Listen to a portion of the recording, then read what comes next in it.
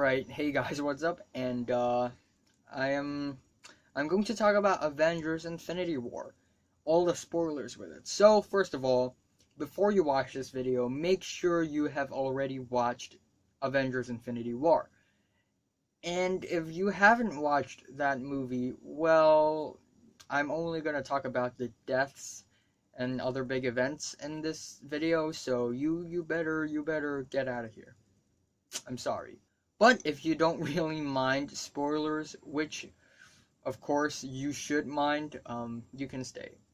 So, Avengers Infinity War, which is a very highly anticipated movie in 2018, and oh my gosh, we are expecting a lot of deaths in this movie, and yeah, there are deaths in this movie. Right at the beginning, we started off with the last scene of Thor 3. By the way, I watched Thor 3 before I watched this movie, so don't worry, I know what the hell's happening. So yeah, so basically in Thor 3, also if you haven't watched Thor 3, you shouldn't watch this video, but anyway, Asgard blew up, Asgard's gone, but Odin said, Asgard is the people and not the place. So Thor saved most of the people and put them in a giant spaceship and tried to bring them all to Earth. And first scene, we didn't even get to see it. All Asgardians are dead. So what Thor, Loki, Valkyrie, Korg, and Heimdall did in Thor 3 were all wasted in the first scene. Yep, what they all did in Thor 3, it's useless. It means nothing. And I guess that's one of the bigger disappointments of the movie as well. Like they did all that in Thor 3 just to save Asgard. Just to have them all killed at the beginning of Avengers 3. Well, that's kind of anticlimactic. But I think that the Russo brothers could have executed this scene better. This being the first scene is actually okay, but if it is not as anticlimactic as the first scene in Avengers 3, if it is more destructive, this could be a bombastic and memorable and painful first scene that wakes everyone up in the theaters. So yeah, in short, this being the first scene is not a problem, but the way they executed it makes it disappointing, kind of. And then, of course, Heimdall died. Idris Elba plays Heimdall, and I can't help but to make another Wire reference. I'm currently watching The Wire Season 1, and I remember Idris Elba as Stringer Bell, so anyway, Heimdall died, and I guess that's pretty tragic, I guess. And then what's crazier is Loki's death. Like, Loki died in the first scene? What? So yeah, Loki didn't die in Avengers 1, Loki didn't die in Thor 2, but he died straight up first scene in Avengers 3.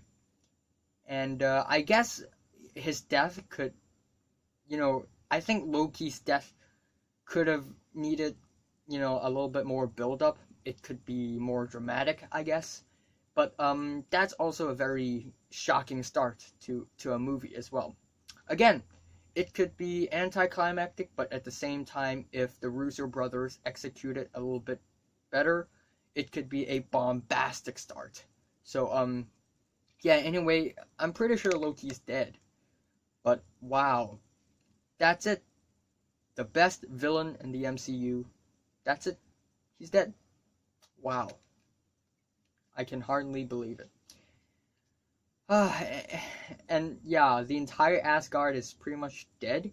Korg is dead, I think. Valkyrie is alive, right? I actually don't know about that. Anyway, Asgard, everyone in Asgard except of Thor and maybe Valkyrie is alive, so I guess that's really sad. So later, Thor crashed into the ship of Guardians of the Galaxy, and they meet up. They have a meetup. They met up, and they split in half again. So, um, let me think. Let me try to remember. Right, Star-Lord, Gamora.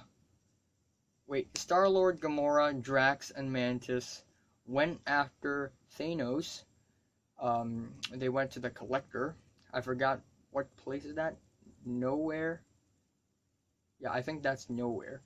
And then Rocket, Groot, and Thor, they went to, I don't know how to pronounce that place name, but they went to the dwarf place where usually, they go there because Thor wants to get a new hammer. More like Thor got his hammer destroyed in Thor 3, so he needs a new one. And in that place, we have Peter Dinklage playing a giant dwarf. Peter Dinklage now plays 2 roles in the MCU. So that's actually pretty impressive. And man, because Thor wanted to forge his hammer, he had to force open the star so that the star can shoot like energy into the forge so that his hammer can be forged or something. And he had to force it open. So he's basically taking an entire star's power into himself. And wow, I mean, at this point, Thor's pretty much more powerful than Thanos himself. And actually, to be honest, Thor is actually the most useful and the most powerful hero in this movie, who had done the most as well. Wow, and that ending, damn! If only Thor aimed for his head. Oh yeah, and then on the other side of things, Star-Lord, Gamora, Drax, and Mantis went to find Thanos in Nowhere, and they messed up. And wow, Thanos already got the Mind Stone, and he just zapped, and Drax turned into blocks, and Mantis turned into, like strings or something like that, like silk, I think. And not Zoe Saldana. Gamora told Star-Lord to kill her if Thanos ever took her. And wow, like when Thanos captured Gamora wanted Star-Lord to shoot her, and Star-Lord, after a lot of struggle, Star-Lord pressed the trigger, and of course the gun turns into bubble, and Thanos got Gamora successfully. And then Thanos took Gamora to another star where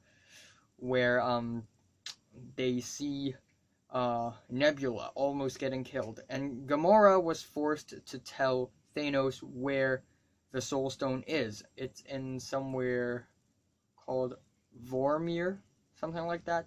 And then in Vormir, Red Skull appears, and apparently he's alive. How in the world does Red Skull eat and drink? Number 2, since when does Red Skull know how to levitate? Anyway, questions aside, apparently Thanos had to sacrifice a person he loves in order to get the Soul Stone. And of course, he throws Gamora into a pit, and Gamora crashes to death, and Thanos got his Soul Stone. What's impactful about this scene is not Gamora's death. It's how Thanos sacrificed Gamora just because he wants the stone. And in this scene, we really see that, Thanos thinks that he's doing the right thing, but in fact, he's making a fatal mistake. Literally, fatal.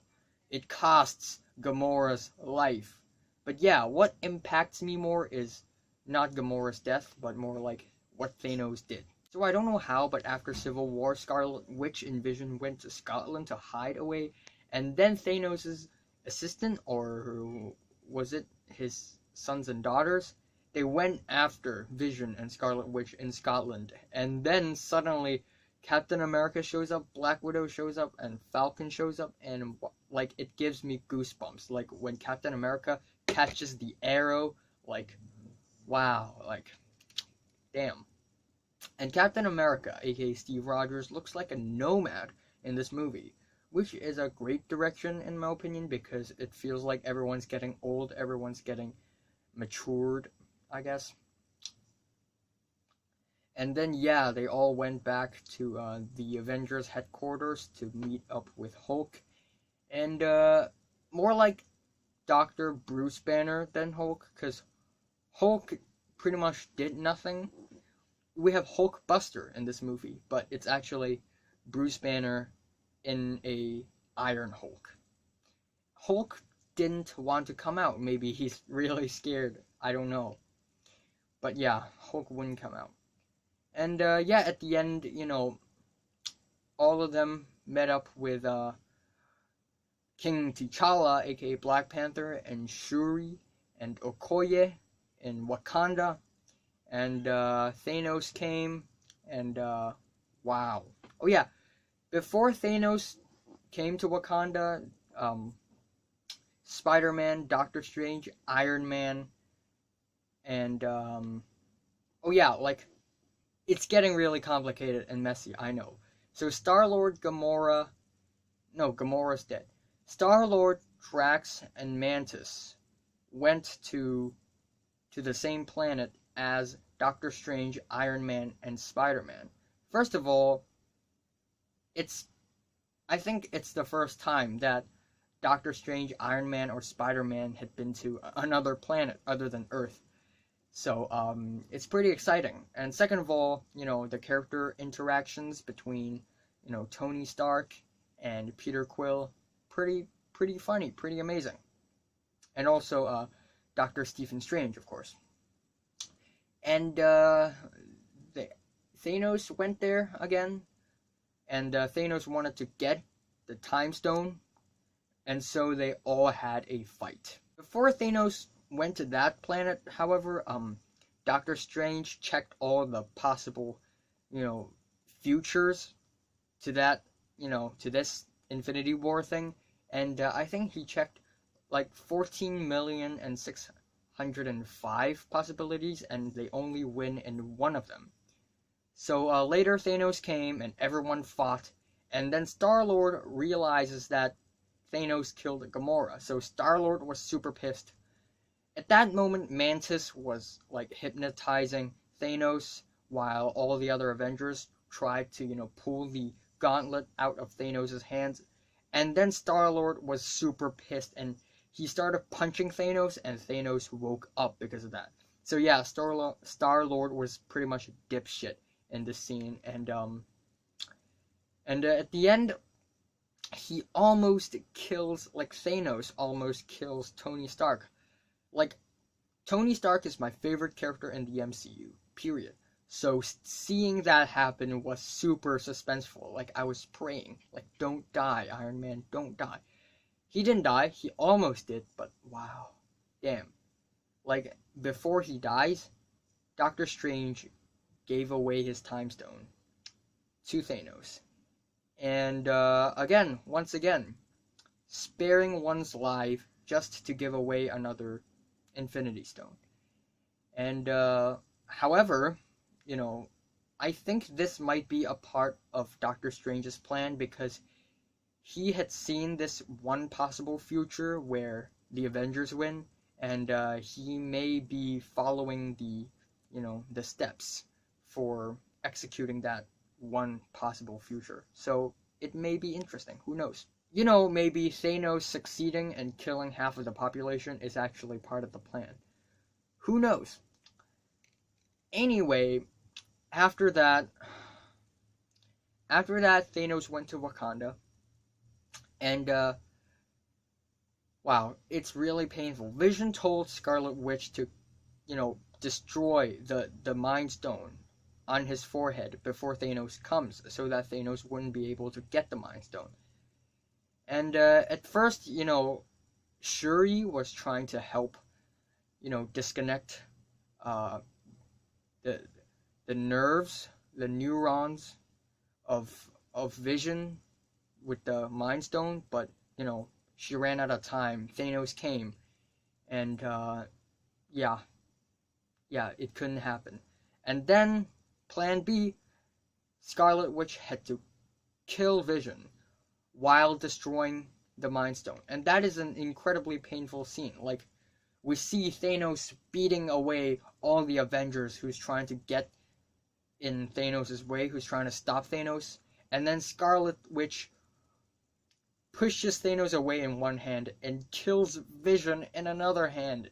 That is an incredibly emotional and painful scene. I was watching it and I was like, oh shit. And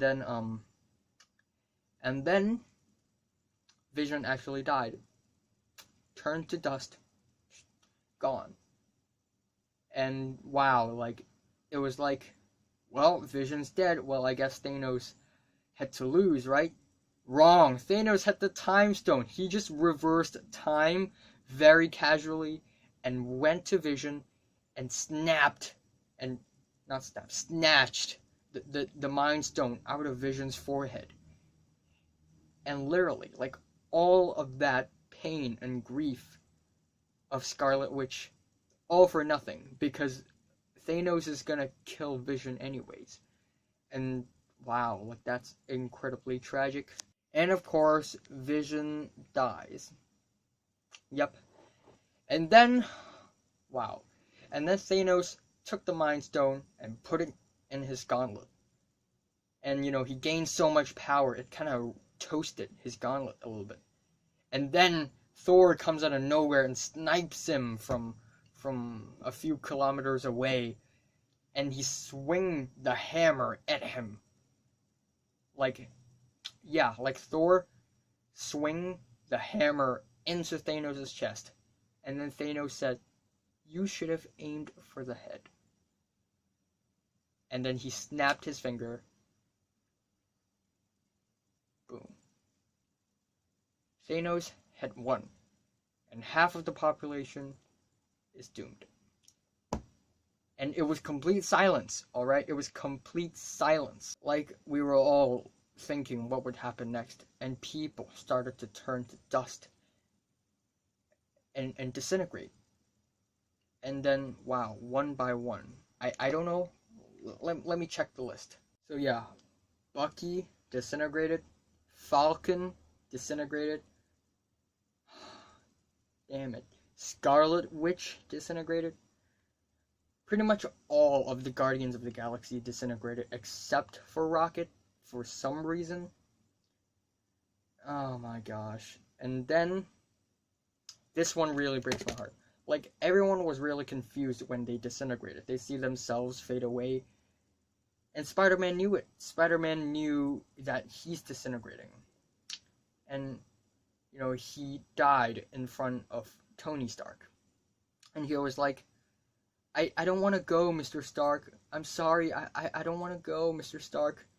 And then he just fades away. And that really made my eyes wet. Like, I was almost crying at that point. It was just really heartbreaking.